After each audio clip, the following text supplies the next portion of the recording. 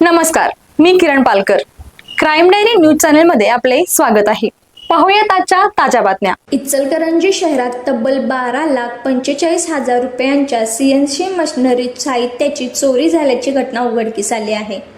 या प्रकरणी इचलकरंजी पोलीस ठाण्यात अज्ञात चोरट्याविरुद्ध गुन्हा दाखल करण्यात आला आहे.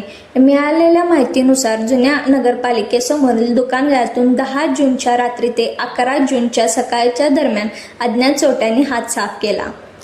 फिर्यादी संजय शिवगोंडा पाटील यांच्या मालकीच्या दुकानातून कर्बाईन रॉड, कर्बाईन स्क्रॅप, विविध प्रकारची CNC कट स्टूल आणि इन्स्टंट अशा मौल्यवान वस्तू चोरीस गेल्या.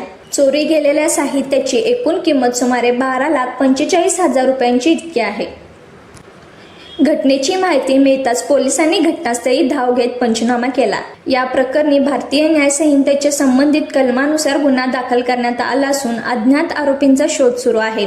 परिसरातील CCTV फुटेज आणि इतर तांत्रिक पुराव्याच्या आधारे पोलिसांकडून पुढील तपास केला जात आहे.